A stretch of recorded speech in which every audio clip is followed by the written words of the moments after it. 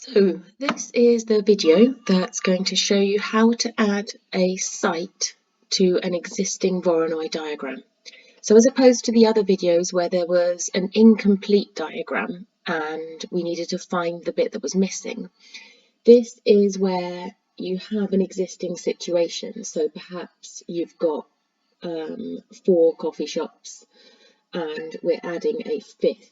If we built it, looking at different places where we could build it and how that would affect the Voronoi diagram, how it would affect the catchment areas for each of the coffee shops. So on the screen, I've got the Kognity page up that we've been using, and it's in section 3.6.1. You also have a description of how to do this in your textbook. Now there are a lot of words, so I want to talk through it and then you'll be able to read it for yourselves and look through the examples at the same time. Okay, so for this one, this is a diagram.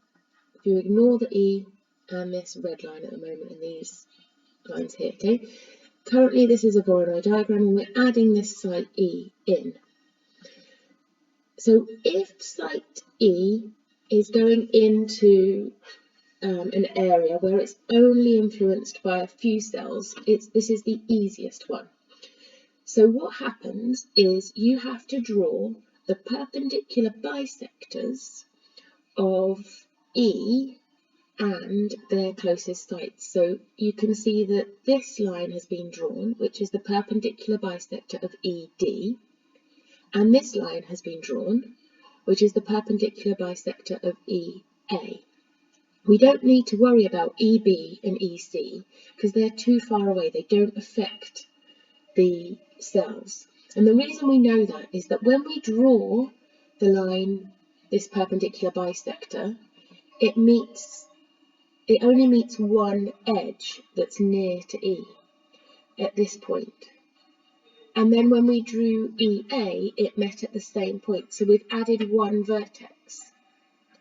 If I move E, you can see that now, when I drew the perpendicular bisector of ED, it's actually touching 2 edges. And so this means that I have to do 2 more perpendicular bisectors to get to the end. So I'm going to need to draw, having drawn ED, I've created 2 new vertices here and here, drawing the perpendicular bisector in, because that's where it touches the existing edges. Then I would have to draw the perpendicular bisector of EC, and that creates a new vertex here. I can then draw the perpendicular bisector of EA, and I find that makes that joins the vertex from EC's perpendicular bisector. So then I'm complete, I'm finished. You have to work with each vertex individually.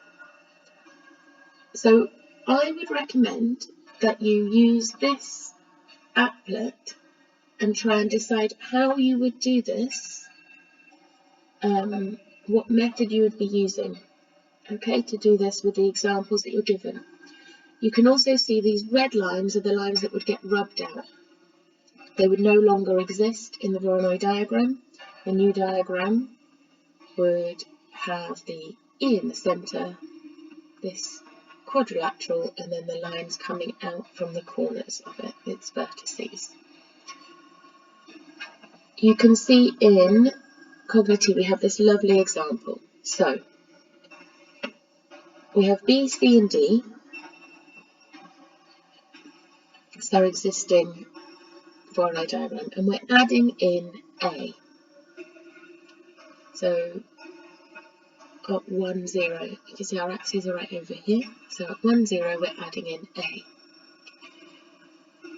Then it's got 2 things. It wants us to complete the diagram and then identify the closest site to the point 4 minus 1.5. So 4 minus 1.5, at the moment, that would be B that it's closest to. Let's see what happens. So we start by drawing in the perpendicular bisectors. So A is closest to C and to B.